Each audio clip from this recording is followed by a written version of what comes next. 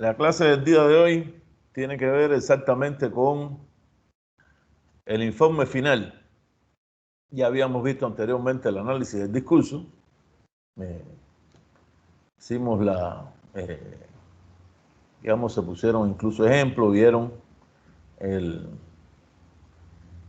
vimos un video anterior sobre también el análisis del discurso que tenía que ver con este mismo tema que hemos tratado desde otras aristas, etcétera, etcétera. Y por supuesto, después de ese análisis del discurso, que se pasa que es prácticamente lo último, del análisis del discurso aparecen las conclusiones, o llegamos a las conclusiones y o recomendaciones. Hay que, entonces, la información es prácticamente lo último del trabajo y se pasa a la realización del informe final. Yo diría un informe final que no es que lo estemos haciendo como desde cero, porque hemos visto en los diferentes avances que se han realizado y que han entregado los equipos que se ha avanzado en estos, digamos, en las diferentes tareas y en la confección de este informe. O sea, prácticamente faltan las partes finales, que no es que sean menos importantes, por supuesto, importante es terminar el informe de manera completa. Hoy vamos a ver, hoy voy a, yo diría, a concluir esta parte y vamos a ver todo el informe final, cuáles son las partes que conllevan, las partes que ustedes han ido puesto, el orden posible, el orden que yo propongo y por supuesto las variables que pueden haber de acuerdo a el trabajo que viene realizando cada equipo, incluso las partes que se le pueden agregar también, sobre todo en las investigaciones que ameritan que tengan, que se les coloque también un marco legal a esas investigaciones. Voy a compartir pantalla.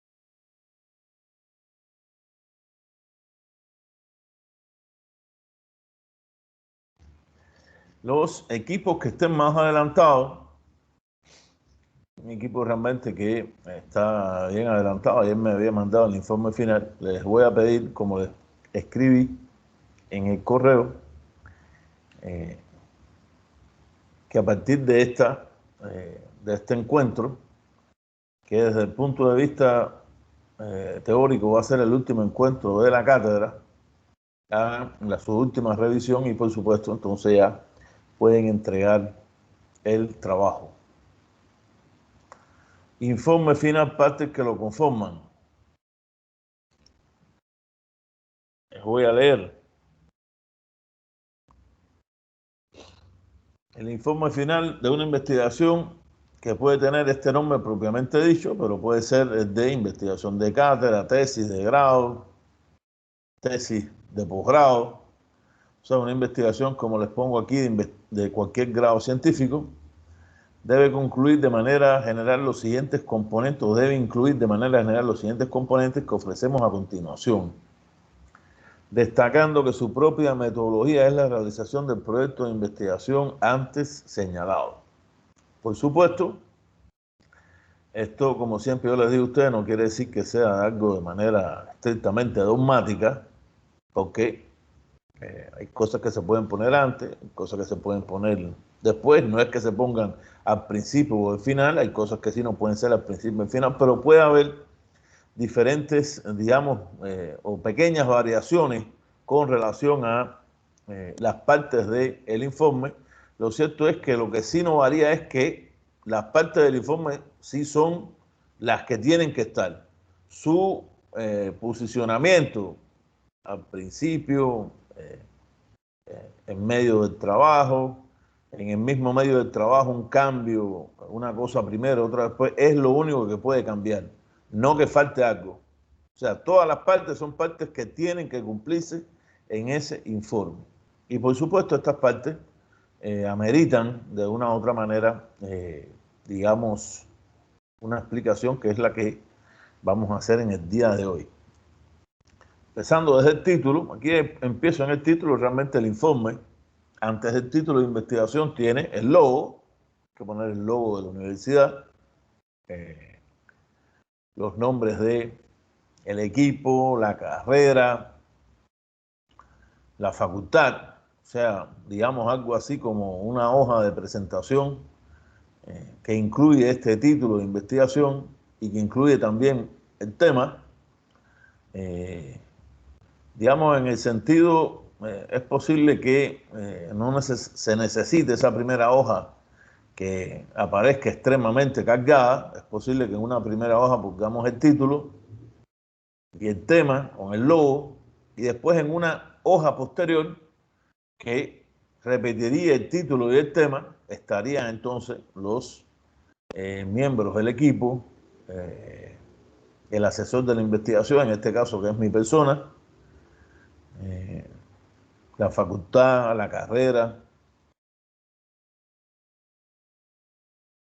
En el caso del equipo de agroecología que está haciendo la investigación con el compañero René, debe poner también de asesor al compañero René, o sea, mi persona y el compañero René, a ambos, porque él es el que ha estado, digamos, pendiente desde el punto de vista del contenido del trabajo que están realizando los compañeros de ese equipo. Hemos hablado varias veces del tema título-tema, o sea, de esa relación título-tema. Hemos señalado incluso que normalmente aparece, a veces título y tema aparecen juntos, es algo bastante común. En el caso de nuestra cátedra, vamos a hacer una pequeña separación donde el título va a ser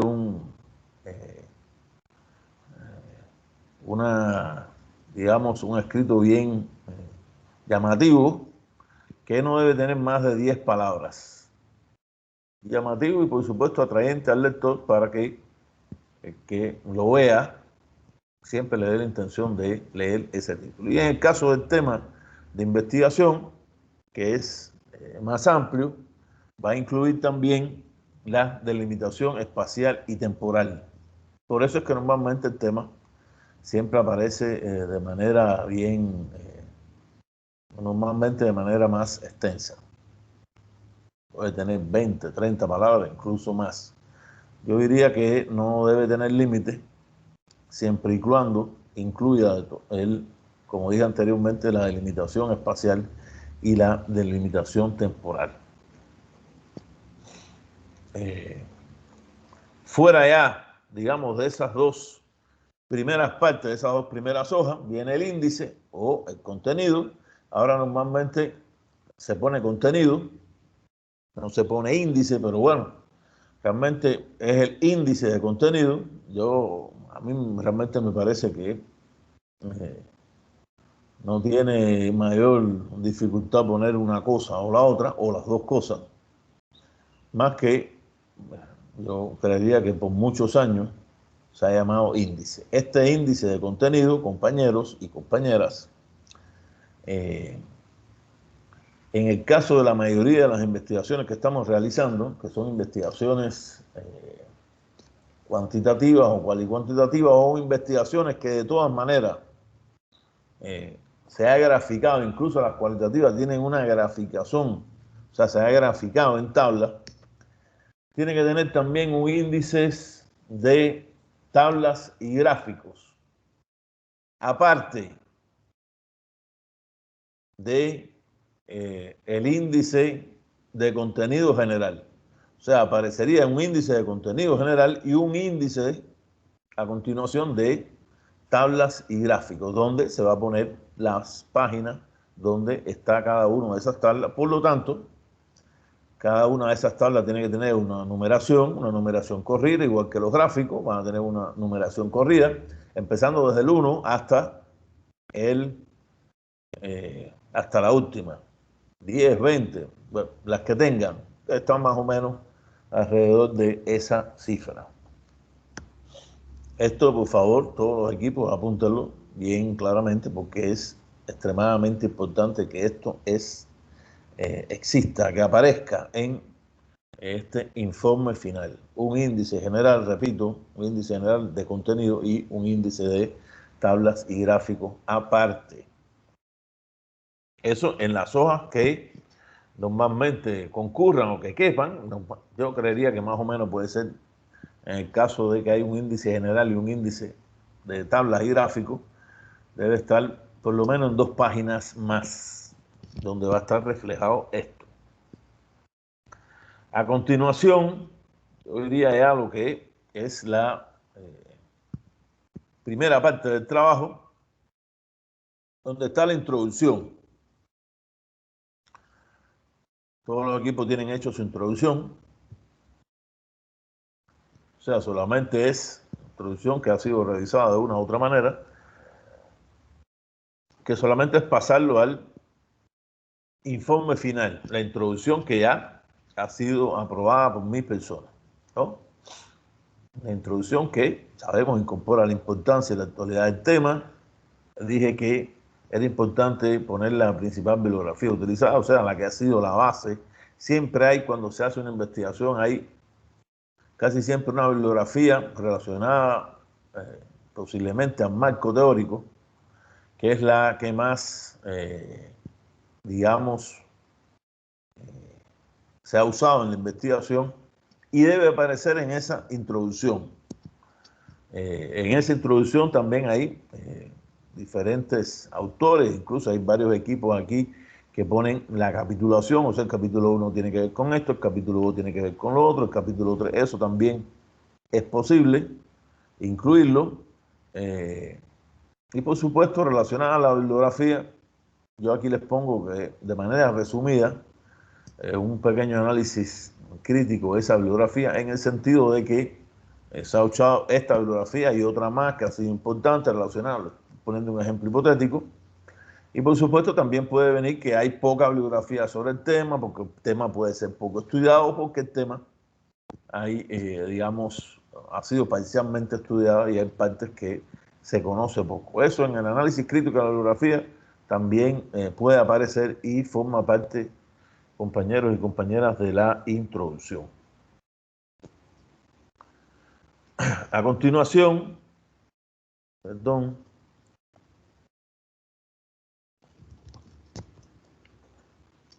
tenemos el planteamiento del problema de investigación.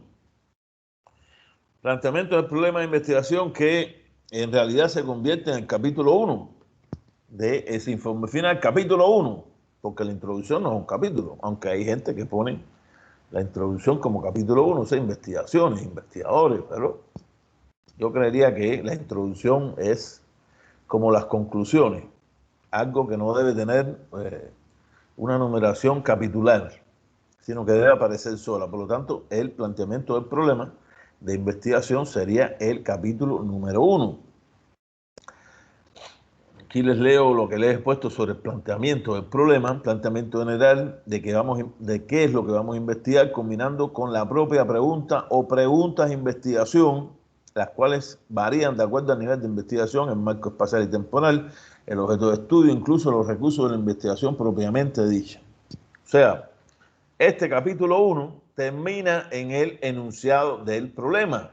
O sea, el planteamiento del problema termina en el enunciado del problema. Y ese enunciado forma parte del planteamiento del problema. Aunque se ponga aparte, que hay varios equipos que lo habían realizado así. Lo que sí tiene que ser es que tiene que venir a continuación. No puede estar en otro lugar. Hay un equipo que le hice el señalamiento, ponían planteamiento, ponían problema, una explicación, enunciado del problema, y entonces después del enunciado del problema, planteamiento del problema. Realmente no sé ese formato de dónde lo habían obtenido. Pero así no se va a esbozar, ni así se va a poner en el informe.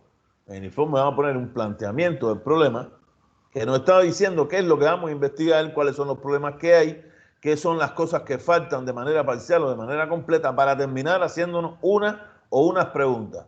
Por lo tanto, nos hacemos las siguientes preguntas que van a conformar ese, repito, enunciado del problema. Y ahí va a aparecer en forma de pregunta. Sabemos que ese enunciado de investigación, ese enunciado así de investigación, que es el enunciado del problema, se puede poner también en forma de objetivo. Repito, a mí siempre me ha parecido que en forma de objetivo no debe ponerse porque sería similar o prácticamente idéntico al objetivo general de investigación. Porque en la lógica investigativa, que todas las investigaciones tienen una lógica, ¿no? Esa pregunta o esas preguntas, incluso convertidas en objetivo a partir de comenzar, o sea, quitar los signos de interrogación y empezar con un verbo en infinitivo, repito, se convierte en el objetivo general e incluso objetivos específicos de investigación. A veces los investigadores se hacen varias preguntas, nos preguntamos esto. Esas preguntas, como tal, si es una, realmente ese es el objetivo general. El objetivo general que después se van a desglosar los objetivos específicos de la investigación.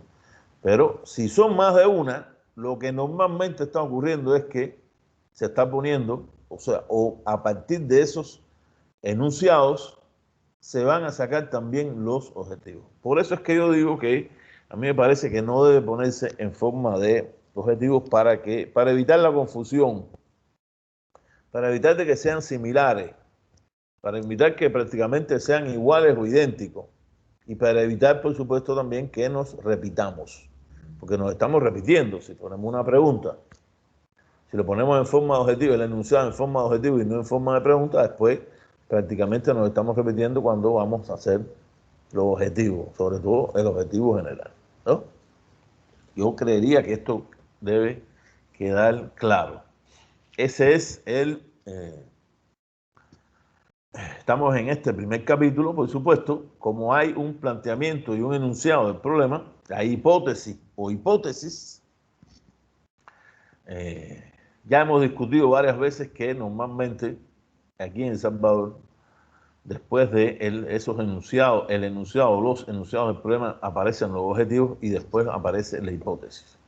Yo aquí los tengo puestos, la hipótesis después del problema y después los objetivos, porque realmente yo sigo considerando que si la hipótesis o las hipótesis son las posibles respuestas al problema de investigación, al enunciado o los enunciados de investigación, o los enunciados, los enunciados del problema de investigación, entonces no tendría, a mí la lógica lo que me indica es que la respuesta va después de la pregunta, ¿no? Y no que se pongan unos objetivos en el medio y después se pongan esas posibles respuestas que son las hipótesis, porque lo que eso trae consigo muchas veces es que después esa hipótesis no responde a la pregunta. Por eso es que incluso les planteé que sacaran ese problema y el objetivo, ese problema y la hipótesis, aunque se pusiera después los objetivos en el medio, y después, entre el problema y la hipótesis,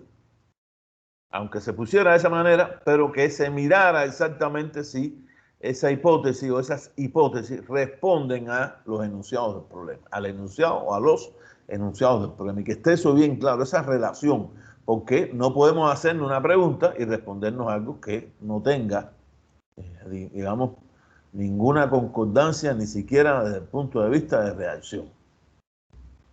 Ahí se rompería la lógica investigativa. No, uno en la vida personal no pregunta algo y recibe una respuesta que no tiene nada que ver.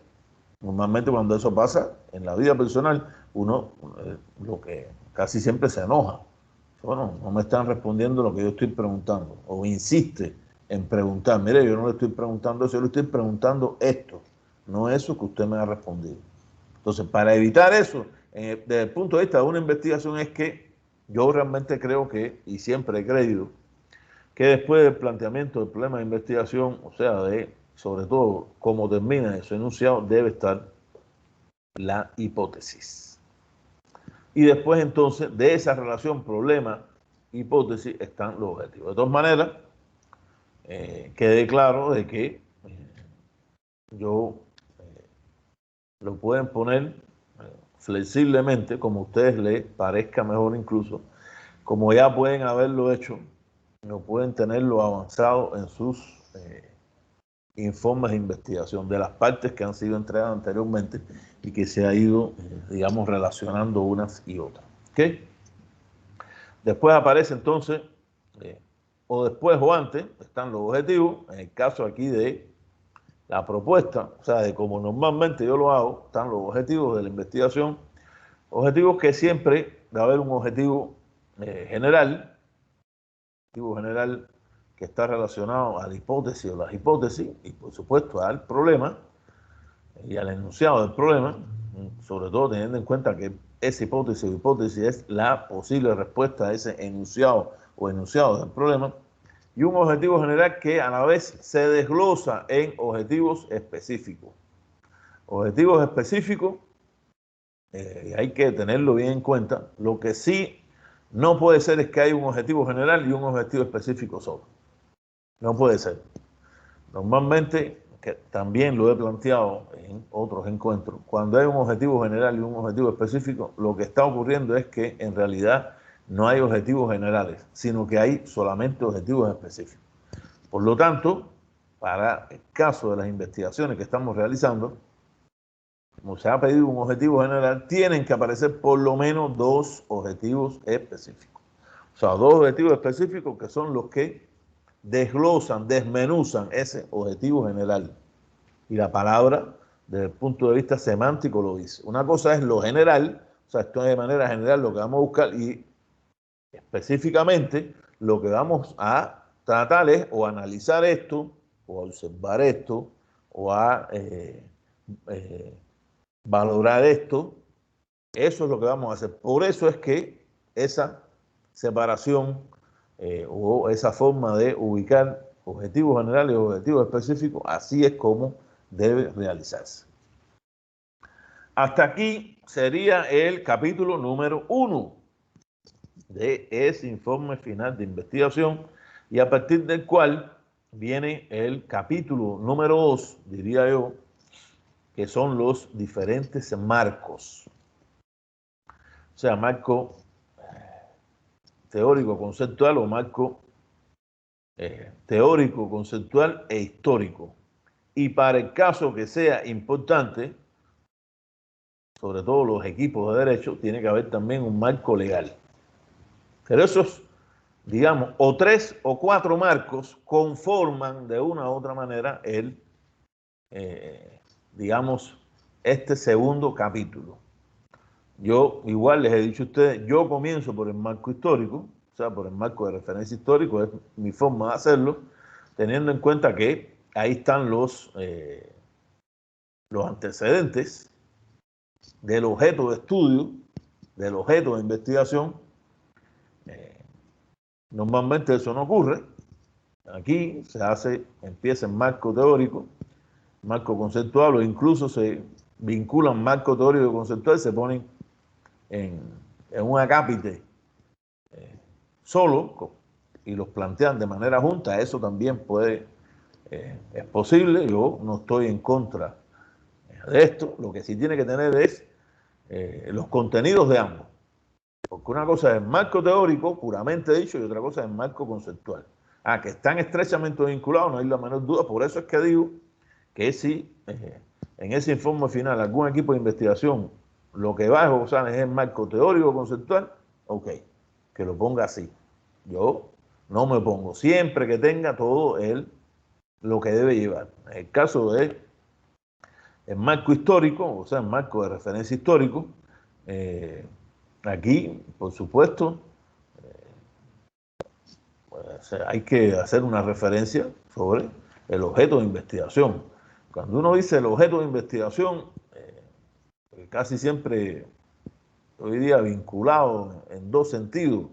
En el sentido de que, por ejemplo, voy a poner un ejemplo aquí hipotético, vamos a analizar el tema del feminicidio en un cantón X, o en un municipio, o en un departamento. Hay que hacer una referencia histórica de ese departamento, de ese municipio, de ese cantón, que es una referencia histórica que vaya de lo general a lo particular, o sea, empezando cómo nació ese municipio se dividió hasta llegar a lo más simple, que puede ser un cantón. A lo mejor, si es el municipio, lo que se va a hacer es la referencia de los datos que tengan que ver con ese municipio. Y en el caso también de la referencia histórica, hay un planteamiento ya relacionado al feminicidio, ¿no? Feminicidio como objeto de investigación, porque eso es parte también de la delimitación que se está haciendo, porque estamos analizando el feminicidio en el municipio tal. Digamos, una delimitación que cabe en la delimitación espacial. Eso también del feminicidio habría que hacer una referencia histórica lo más específica posible, en el sentido de que no vaya a tener entonces una extensión muy larga, que no debe ser. Aquí hay que ser sintético, hay que hacerlo de la manera más, digamos, la manera más resumida posible, sin quitar elementos o poniendo en ese resumen los elementos más importantes. Siempre de lo general a particular. ¿Qué quiere decir? Si se está hipotéticamente analizando el tema del feminicidio, vamos a ir al feminicidio entonces, cómo nació el concepto y cómo evolucionó ese concepto en, digamos, de manera general, hasta cómo es que está ocurriendo en el caso específico. Compañero o la compañera que tiene el micrófono encendido, por favor apágalo, que nos está haciendo interferencia. Eso es relacionado al marco de referencia histórico. Ahora, el marco de referencia teórico, ya le dijo que puede ser teórico o conceptual, puede ser las dos cosas. Por favor, quien tiene el micrófono encendido, que lo apague, que nos está creando interferencia.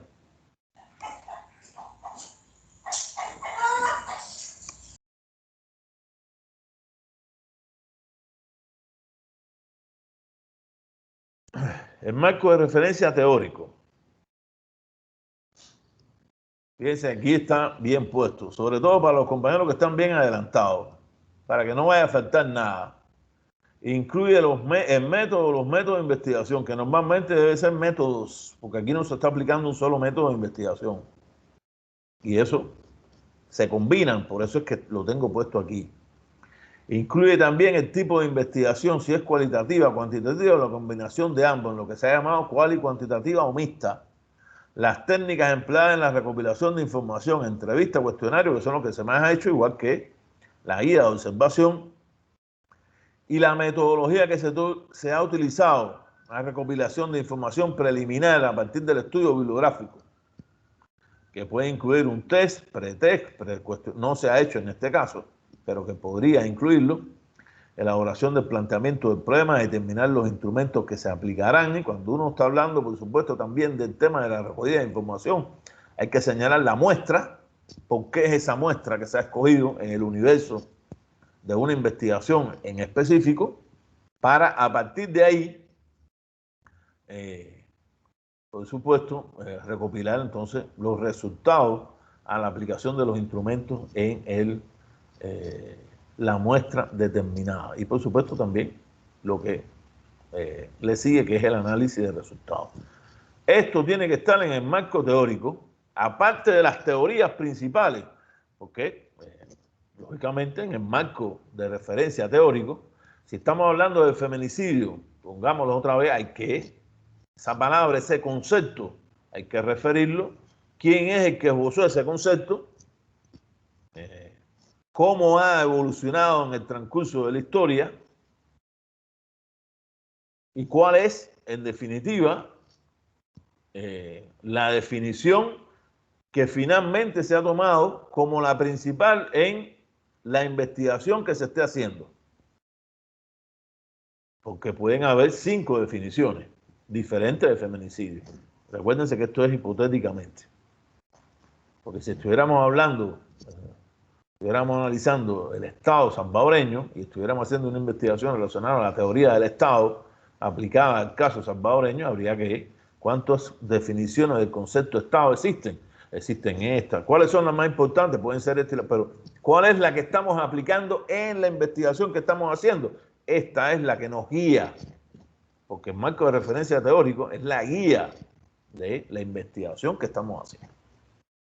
Por supuesto, todos estos elementos que yo le he puesto con C, método, eso también muchas veces en los informes finales aparece como metodología de la investigación. Pero esa metodología de la investigación está dentro o se relaciona estrechamente con el marco de referencia teórico. Si lo quieren poner aparte y ponerlo en una cápita aparte, metodología de la investigación, y lo quieren poner, pues lo pueden hacer. A mí eso no me causa ningún problema. Lo que sí tiene que es que aparecer. No puede que yo revise, haga la revisión final del informe y alguno de estos puntos pueda faltar. Por eso le digo a los equipos que están más avanzados que vuelvan a revisar el tema, porque cuando yo revise el informe final, lo voy a revisar desde el principio hasta lo último. Voy a tomar ese espacio para que quede lo mejor posible, ¿no? Entonces, nada de esto puede faltar. Como siempre lo digo, esto por supuesto va a estar en el subido en el aula virtual de apoyo. Y en marco conceptual, que es, por supuesto, los conceptos y sus definiciones, que como he dicho en reiteradas ocasiones, conceptos y sus definiciones que todos son citados, todos tienen una cita, o en APA o en Chicago. Todos tienen una cita porque aquí nadie va a inventar o va, perdón con la palabra, no es la palabra de inventar, nadie va a arribar a una definición completa o parcialmente nueva. Por lo tanto, hay que citarlo, porque esa definición de ese concepto X lo estamos sacando de alguna bibliografía. No puede haber un concepto que no esté citado. No puede haber la definición de ese concepto que no esté citado. Por supuesto, esto también lo voy a revisar, seré estricto realmente en la revisión de eso, porque eso es lo que evita, eso es lo que hace que nuestro trabajo sea original, que ustedes no lo crean, y evita que haya algún malentendido de que se ha sacado algo y no se ha citado con todo lo punto de vista ético, con todos los problemas que puede tener. Después viene entonces el otro capítulo, que en este caso sería el tercer capítulo, que son los resultados, que debe ser el capítulo más extenso de la investigación. Porque aquí, en esos resultados, van a estar los gráficos, cuando se pase el cuestionario, las tablas y los gráficos, o los pasteles, o las columnas, o esas líneas que pueden ser ascendentes o descendentes, ahí es donde va, y que están relacionados, en el caso de los cuestionarios, a las preguntas que se hicieron. Y en el caso de las entrevistas, va a estar la diagramación de las entrevistas. Yo realmente los equipos que he revisado con esa diagramación a mí me parecen que están bien. O sea, lo han puesto de la mejor manera, de una manera, en el sentido de la mejor manera, de una manera que se entiende. Porque porque yo creo que lo principal es que se entienda. Yo lo que trato es de yo como lector darme cuenta de que entiendo lo que se me está diciendo,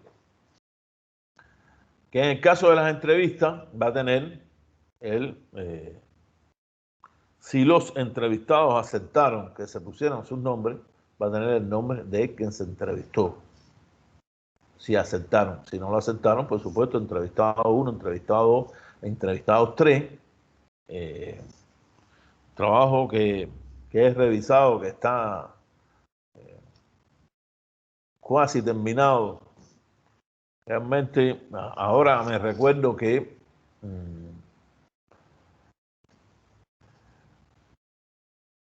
a pesar de que ponen entrevistado 1, 2 y 3, hay una parte también donde aparece el cargo de la persona, o sea, no está el nombre, pero dice fulano el cargo.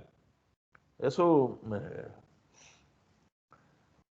yo entiendo que es importante ponerlo, pero cuando uno pone el cargo de la persona, el que quiere saber quién es la persona que habló, lo único que tiene que hacer es preguntar quién es o el director o el jefe de no sé qué cosa, realmente.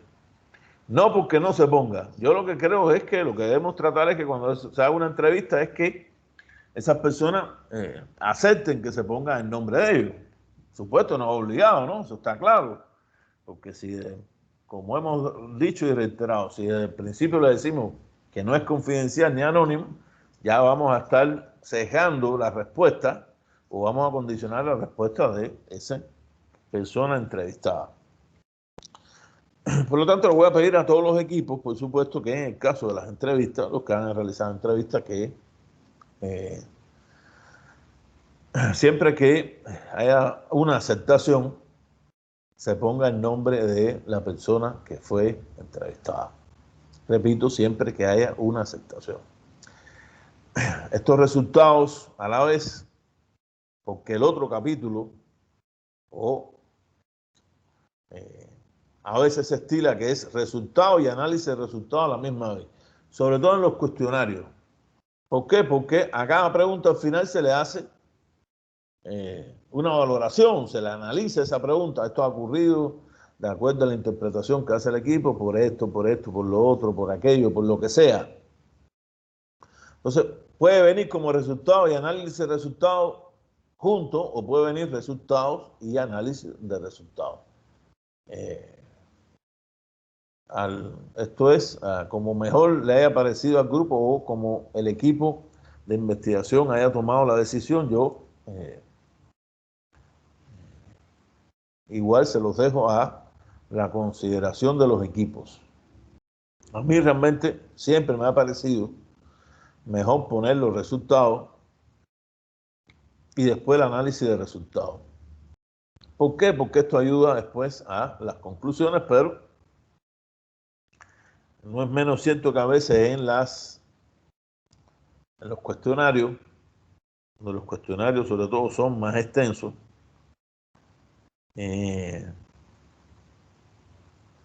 se intenta por lo menos, si no totalmente, parcialmente, realizar un análisis de resultados para que sea más fácil, o sea, le es más fácil realmente a los investigadores hacer sus valoraciones finales, o sea, llegar a conclusiones. Y por eso se hace así. Por lo tanto, yo lo dejo a la valoración de ustedes. Resultados puede ser, puede estar aparte y en otro capítulo, el capítulo a continuación, análisis de resultados, o pueden hacer resultados y análisis de resultados a la misma vez, como a ustedes les parezca mejor. En ese caso, que sea resultado, análisis de resultados, yo lo que sí insisto es que en esa parte que tiene que ver con análisis, se haga un análisis realmente, una interpretación de esos resultados de la manera más profunda, y no que aparezcan 2 líneas, 3 líneas solamente ahí que me dejen a mí las dudas en realidad si se está haciendo una interpretación o un análisis de resultados realmente completo de lo que se ha obtenido. Porque esos resultados, recuérdense que en el caso incluso de que hayan guías de observación, hay que, digamos, compararlos, que, repito una vez más, hay que estar claros de que las respuestas que se nos den no estén condicionadas, o si están condicionadas, saber por qué están condicionadas y desde qué punto de vista pueden afectar en la respuesta de los que han sido entrevistados, o sobre todo los que han respondido los cuestionarios, ¿no? Entonces, repito, pido que esos análisis de resultados sean lo más profundo posible, porque lógicamente mientras más profundos sean esos análisis de resultados, más fácil, compañeros, va a ser, y compañeras, va a ser llegar a las conclusiones, ¿no? Que sería lo que a continuación sigue. Ya las conclusiones no es un capítulo, las conclusiones son las conclusiones, y esas conclusiones es extremadamente importante tener en cuenta que deben responder a los objetivos. Con esto quiere decir que no puede haber un objetivo que no tenga una respuesta en una conclusión. Si nosotros pusimos en un objetivo analizar las causas del feminicidio en el cantón tal, en la conclusión, las causas de los feminicidios en el cantón, en el cantón tal donde se ha hecho la investigación, los resultados de la información arrojan que son esta y la otra. Eso sí, no puede haber ahí el menor error, ¿no, compañero?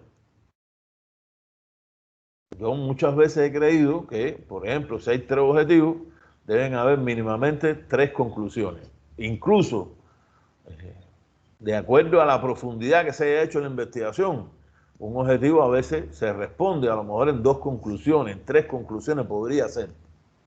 Lo que sí no puede haber un objetivo que no esté directamente relacionado a una conclusión, porque si nosotros nos planteamos un objetivo y no está en sus conclusiones, quiere decir que no se cumplió, que ese objetivo no se cumplió. Por lo tanto, la investigación tiene un resultado que no es el resultado esperado y ha roto la lógica investigativa. Eso está en la lógica. Uno no se plantea un objetivo que después nos responde en una conclusión, porque ¿para qué entonces se planteó ese objetivo? E incluso si no se pudo cumplir o se cumplió parcialmente ese objetivo, en esa conclusión tiene que aparecer. No se encontró la información porque los encuestados no quisieron responder la pregunta, porque estaban siendo amenazados por esto. Esto acuérdense que es algo hipotético, es lo que se me ocurre. Pero incluso de esa manera tiene que haber una explicación en la conclusión de por qué ese objetivo no se pudo cumplir, porque el objetivo está en la investigación. Uno de los objetivos propuestos en la investigación. Eso les pido que tenganlo bien claro. Y de las conclusiones salen las recomendaciones. Aquí sí no hay igual, esto igual es pura lógica investigativa. Si uno concluye que los problemas son esto, las recomendaciones son cómo resolver esos problemas. O sea, recomendamos que para resolver el tema de la insalubridad en tal lugar, se invierta en esto, que se hable, que se le mande al gobierno, que se pida, que lo que sea. Las recomendaciones vienen de las conclusiones. Uno no recomienda algo tampoco de manera festinada. Si no se investigó, ¿cómo va a recomendar algo que no hay una investigación preliminar? Que se puede tomar incluso como un diagnóstico para un espacio X, ¿no? Las recomendaciones vienen de esas conclusiones. Las recomendaciones vienen de lo que se ha obtenido en la investigación que cada uno de los equipos ha realizado. Sean las que sean, pero directamente relacionadas. Repito, no podemos recomendar algo, no tendría sentido recomendar algo que nosotros no hayamos investigado, ¿no? Si vamos a hablar del tema de las aguas albañales, no podemos recomendar que se haga un puente. Que lo primero que van a preguntar, bueno, ¿y qué tiene que ver el puente con las aguas albañales? Tiene que haber una explicación de eso. Si no, no tendría sentido recomendar de ese tipo. Después de las recomendaciones, la bibliografía. Recuérdense que aquí las citas, que van a ser igual revisadas estrictamente, son en APA o en Chicago. Citas a pie de página. De todas maneras, en la bibliografía vamos a poner un orden de cómo es que vamos a ubicar esa bibliografía. Primero, los documentos o fuentes primarias. Esa es una investigación de derecho y se analizó o se tocó la Constitución de El Salvador, eso es una fuente primaria. Eso no hay la menor duda. Eso, en la bibliografía, eso es lo primero que tiene que aparecer. La Constitución, el Código de Trabajo, si es una investigación de trabajo, esos son fuentes primarias. No quiere decir que aquí todas las investigaciones hayan utilizado fuentes primarias. Por supuesto, no es posiblemente es lo más difícil, buscar fuentes primarias en una investigación, pero en el caso de las leyes, en el caso de la carrera de Derecho, tiene esa, yo diría, posibilidad, porque ahí están los documentos, que son los documentos originarios que analizan una situación X de la que se estén tratando. Después los libros, después la fuente seriada, toda fuente seriada, periódico, revista, televisión, todo eso es seriado porque eso sale un día, por eso es que se llama seriado, porque sale un día cada semanal, porque sale un día trimestral, porque sale semestral o porque sale anual. Por eso es que es seriado o porque sale diario. Por eso es que son fuentes seriadas. Después las páginas web que se hayan utilizado, hay equipos que han utilizado páginas web, poner esas páginas web. Y al final las enciclopedias, de las cuales yo creería serían pocas, vamos a excluir totalmente cualquier cosa que tenga que ver con Wikipedia, porque Wikipedia no entra al nivel de las investigaciones de universidades, desde mi punto de vista. Realmente eso es algo que tenemos que excluir. La Wikipedia es un diccionario mínimo con una gran cantidad de problemas, de errores, de limitaciones, de omisiones, etcétera, etcétera, etcétera. Si hay enciclopedia, no es el caso, esto acuérdense que es un análisis teórico. Hay enciclopedias que sí, hay la enciclopedia británica, la enciclopedia de la biblioteca del Congreso de los Estados Unidos, la enciclopedia francesa. Eso son cosas realmente, digamos, serias. No es el caso de Wikipedia. Wikipedia es algo así puesto. Puede ser que de aquí a un tiempo Wikipedia tenga una relación, yo diría, o una terminación más acabada. En este momento no lo tiene. Ténganlo también, compañeros, todos en cuenta. No quiero una cita de Wikipedia. Si alguien tiene la cita de Wikipedia y no la ha visto, pues no la ha visto y no se lo he señalado, quítela y busque otra bibliografía. Y finalmente los anexos. Anexos que incluye él o los instrumentos utilizados, él o los modelos, destacando que no son los modelos y su respuesta, solo el modelo, porque si no, ese informe puede tener a lo mejor hasta 100 páginas. Es el modelo. Y solamente incluiría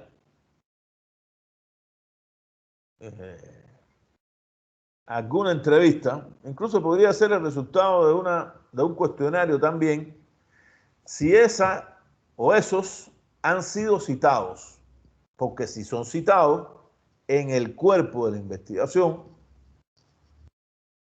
hay que citarlo refiriéndonos a algo. ¿Y dónde ponemos esa información? Hay que poner entonces en los anexos. O sea, en ese caso la cita sería anexo tal, página tal.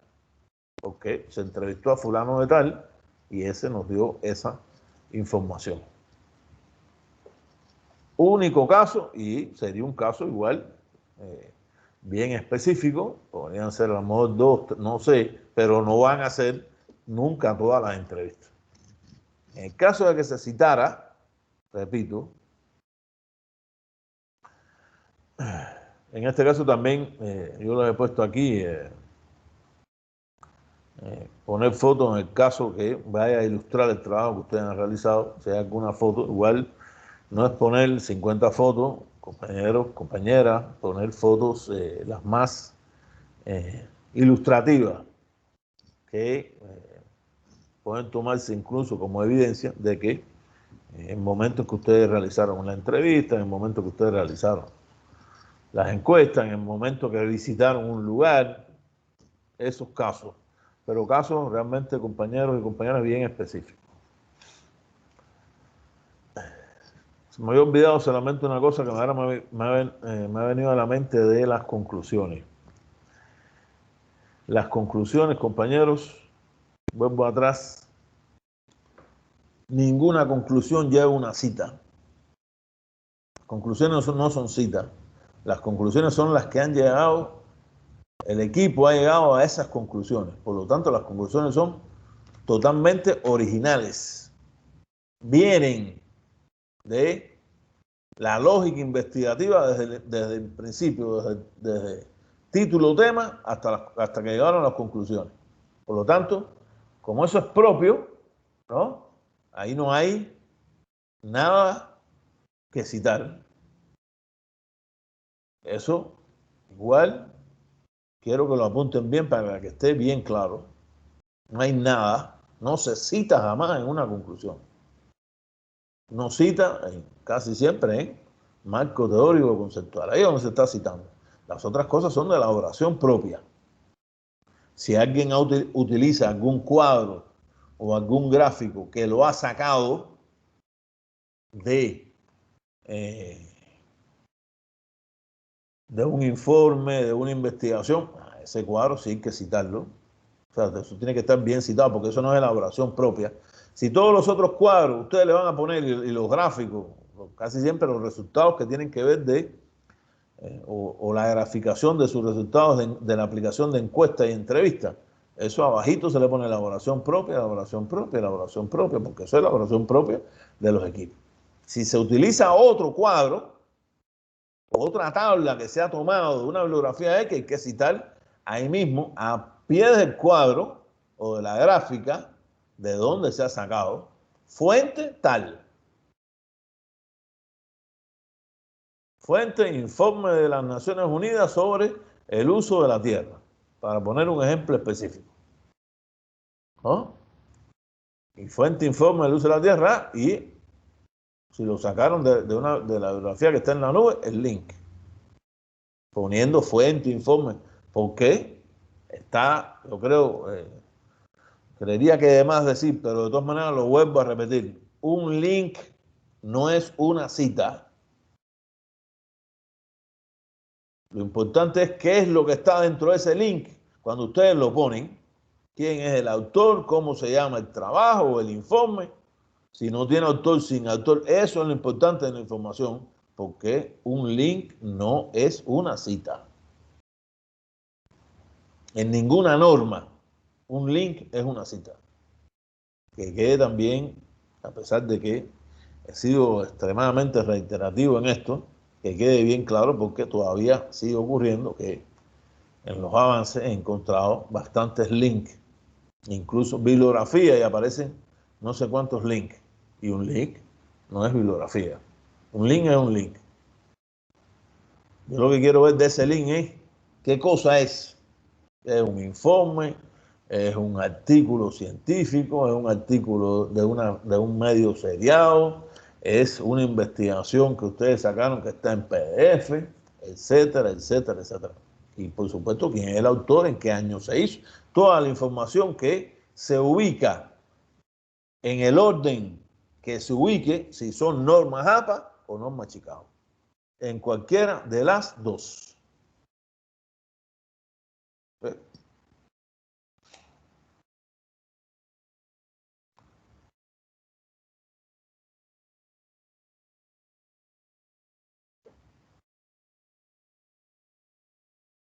He dejado de presentar.